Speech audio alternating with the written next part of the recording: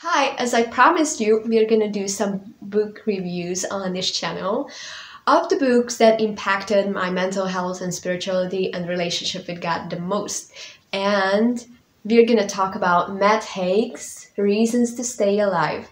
I really like this book. The only problem with it is that it came to me quite late.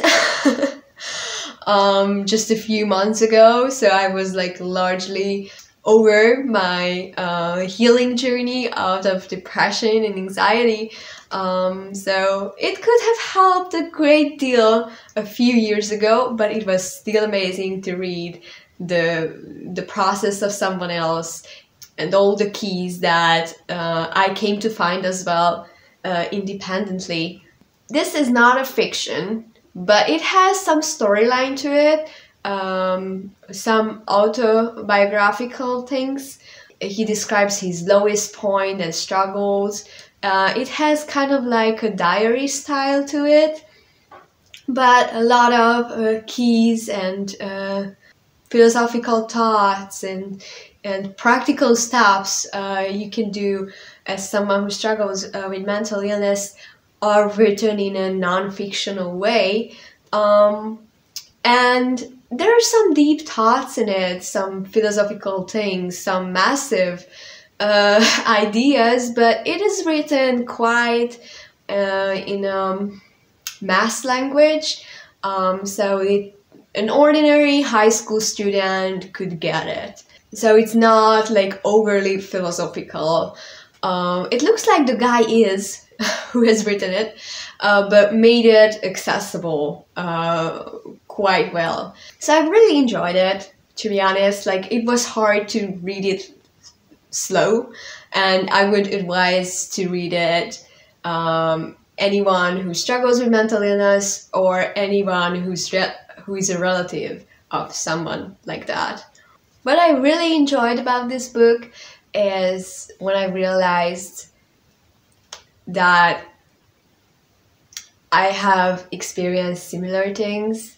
Last year I released a series called Way Out, which is basically I'm telling my story out of depression and anxiety, and it's a deeply spiritual process for me because the way I got to learn God more, the more free I became. So for me, it was the same journey, my journey in relationship with God and my journey out of mental illness. So as I was reading, it was like, oh God, you helped me through all of these things, and all the key steps that Matt is talking about are the things that God has done to me. And it was strange to realize that, oh, God has really done it all and knew what he was doing. He was a great therapist to me. So yeah, it was amazing to realize that everything that was happening to me was real. The struggle was real. The healing was real. The realizations were real.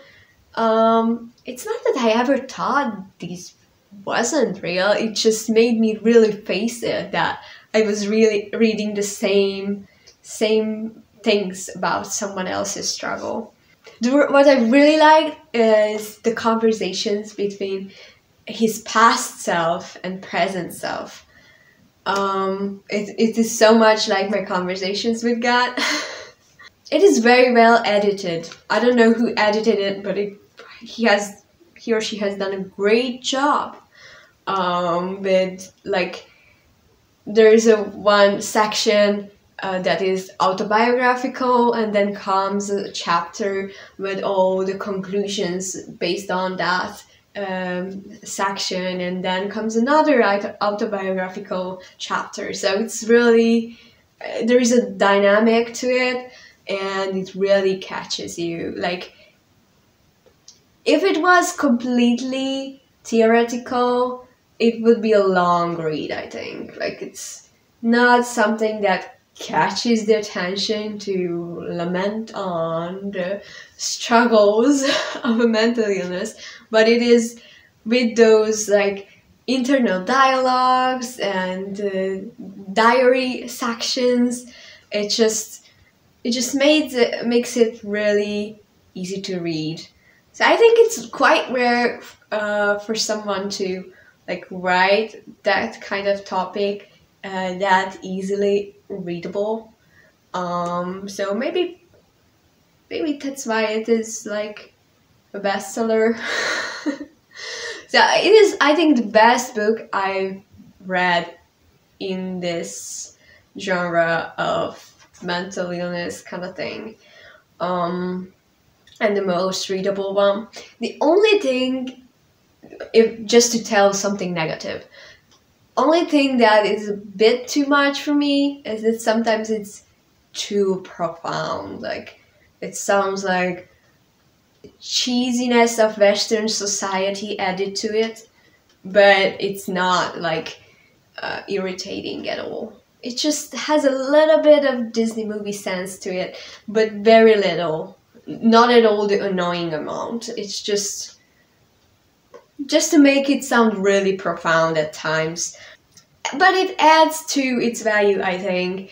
It's a sad topic, so some triumphant feeling at the end is something you actually enjoy after that much struggle. Like, this story kind of longs for that view and that aspect at the end.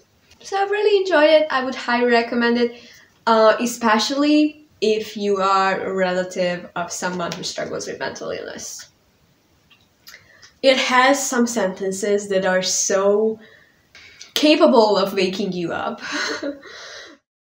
If you are ready, if you are that clear in your mind, maybe you can relate to it and you can just start your healing journey, even if you are at the depths of a mental illness. So I don't say that it will definitely happen to you while you read it, but it might happen to you. And even if it doesn't happen to you, that you have this overwhelming illumination that that makes you like get healed instantly, but it will definitely give you hope. As a relative of someone with a mental illness, you should definitely read it, because it will give you a sense of compassion you are not capable of on your own. So not that kind of compassion that, oh, I love you, I'm cheering, that you might get well, but the kind of compassion that you actually oversee, actually like have an insight into what's going on in someone's head, and you don't say stupid things like, oh, the problem is not real, you shouldn't be suffering by it. So you kind of catch a glimpse into the mind of someone with anxiety, and you can help a great deal if you understand those things as a relative or loved one of a depressed person. So I would highly recommend to you, if you are a family member of a mentally ill person. If you're completely hopeless, it might help you. It might only give you hope, but I think it's still worth it. So I can't tell you, if I received this book when I was like completely devastated, it would have helped me, or I could like understand it. It probably would have given me hope in some sense, but you need some kind of clarity in your mind to be able to read it and grasp these concepts. So the guy wrote these things when he was doing okay. So it has quite a high perspective. And maybe you can't relate to it if you are feeling like that low. Yeah. So that's the other negative thing, which is absolutely not negative. It's just like, it can be that if you are really struggling and you are really devastated and hopeless and desperate, you can't relate to that amount of hope that this book contains. At least I know that there was a point, actually not a point, a few years of my life where I couldn't actually like embrace these concepts that this book has to offer. And if you are completely well and everyone around you is doing great, then you can still read it, because everyone in this society is seriously mentally ill comparing to our original designs as human beings. So we are like very far away from what God has intended for us emotionally. And it might help you to break down some unhealthy thinking patterns that are actually considered like general or healthy. So it still gives me a lot, even though I'm feeling quite well now. If you're interested in my Way Out series, where I talk about my journey out of depression with kind of like a spiritual tone to it, it's called Way Out, and I'm gonna write some details about it in the description below. It was Reasons to Be Alive by Haig. God bless you.